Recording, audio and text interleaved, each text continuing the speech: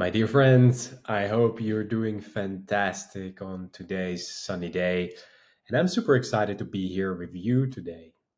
As any other week, we are discussing a topic that hopefully will help you to get you on the way. So, how have you been the last week? How have you been going through the motions? Have you challenged yourself? Have you meditated? Did you do your exercise? Did you take your pills to take care of your mental health, of your gut health? How have you been doing? Did you focus on your projects? I know that's a lot of questions, but I just want you to be in a habit, growth habit, where you're focusing on things that will take you further. And today's habit is about building the habit of understanding. So, building the habit of understanding when things are not going so well, when you go through the ebbs and flows of life, which we all go through. So sometimes things tend to go a little bit out of whack. Often things don't go as planned. You know, I remember the time back when I was moving from country to country, and it wasn't easy because I needed to figure out what language I need to learn. I needed to figure out skills. I needed to figure out how to apply myself to a new culture, a new country. And I needed to figure out overall how to fit in. And things didn't go as planned. I didn't have back then the money. I didn't have perhaps the will I have today.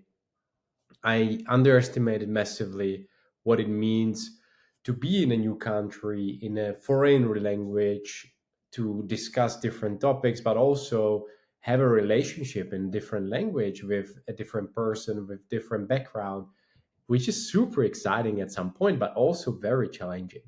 So today I have three rules, and since I don't like really the word rules, let's say three guidelines or three suggestions that might help you when you're dealing with difficulty. Because the first thing which really is happening when we go through difficulty, when there is too much stress, we tighten, we feel like we lose control, we don't know where to focus, we drop the priorities, and we actually go from what Jay Shetty says, being productive and being able to manage 10 things to not being able to manage one thing. And that's why we need to learn to be in control of ourselves. And the whole notion of self leadership, if you haven't heard about this, please check out a series we do with Timmy Arath to really figure out how you manage yourself. Because how you manage yourself, you manage your team and you lead the organization. And I want you to really start dialing that down. Because when you dial that down, each week you have a little milestone to climb on. Each week you have a little milestones to piggyback on and to improve and to challenge yourself and to grow through struggle. And that's the first challenge today, to figure out what strategies we need. So, long story short, I have the first little suggestion for you. If you cannot read my handwriting, it says breathe. First thing that I realize each week is I need to breathe more. Yesterday, thanks to my spouse, I attended a yoga class, which I really felt like I'm challenging myself because I had to do all those moves from downward dog to whatever the name is, and I struggled. I really struggled. I came in and I admitted immediately that I might be the worst in the whole group, and you could see the seasoned pros. However, one thing that actually stuck out for me throughout the session, I am not a person who gives up. And I know that yoga, especially, is about breathing. It's about taking the time to recharge yourself. And the teacher was reminding everybody breathe, breathe.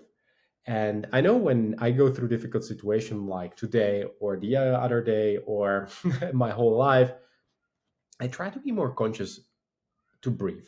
I know a lot of things you will hear from me might be very straightforward. I like straightforward, simple things.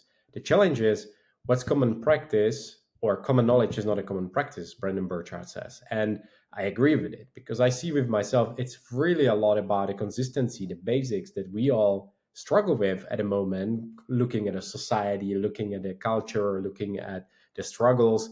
We all have a lot going on, and sometimes we are overwhelmed because we spend too much time checking our phones instead of focusing on our projects. And then, finding out the internal motivation and all the perseverance and determination to push through might be very difficult because we don't have any energy left in the tank. We don't take care of ourselves, and it's just a cascade of different things.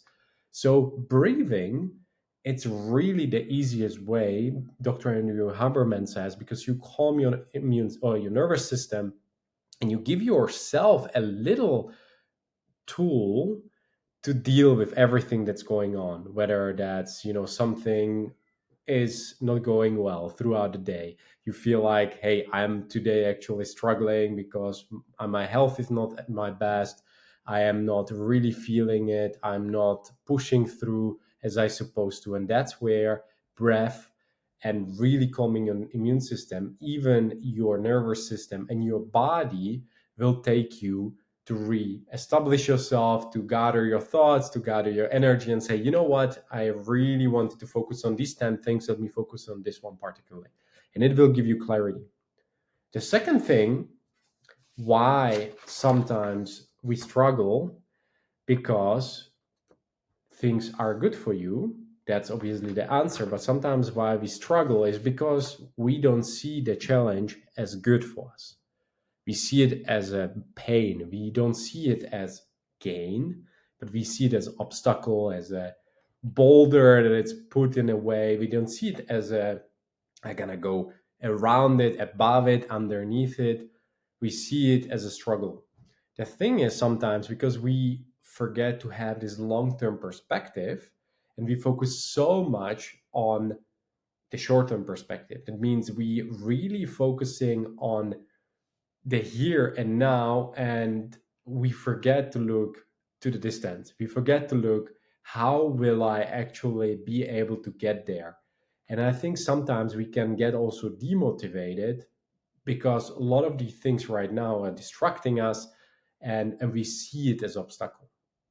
That's why I want you to see everything that's happening in your life as an opportunity to deal with adversity better, to deal with complexity, deal with stress, and deal with challenges. Because when you do it now, this is a massive exercise that will help you to deal with different things later when life becomes more complex. Perhaps you have kids, you have a team, and you have more people depending on you, so you can sustain the mission by being able to sustain yourself, being stronger, being standing amazingly in your shoes with rigor and with conviction and consistency. So then when the thing happens, when the challenge happens, when the plans don't go as well, you gotta be there. You gotta be ready. So the third point is take action now. One thing that helps you and me and everybody else in our life is to be able to take action consistently. We often go through motions and we just complain. We, feel heavy shoulders. We feel that things are not working out as they're supposed to, and then all of this gets piled up and piled up and piled up. The reason for it is, on one side, we don't do anything with what's happening. We gather our worries and we carry them like the worrisome warrior in our little goodie bag, and on the other hand, we don't take enough action. And this is where the magic happens. We need to learn, on one side, to release what's happening in a sense of deprioritizing things and prioritizing things that really matter to us on a short term, medium, and long term. And again, don't get me wrong, this is not easy thing to do, because what worked for you in this period of life might not work for you anymore in this particular period of life. And you might need to throw out some strategies, throw out some tactics, and say, actually, I need a coach, I need a mentor, I need to talk to somebody on a weekly basis. And I need to really ask myself, hey, where am I going? What am I doing? And if that's also where you're at, please reach out. I'm happy to have a chat. I'm more than happy to exchange with you around your challenges and solutions, and find some solutions for you. that helped me a lot in my career to have this humble attitude and approach to solving things and really asking other people to help me and challenge me on my route to greatness.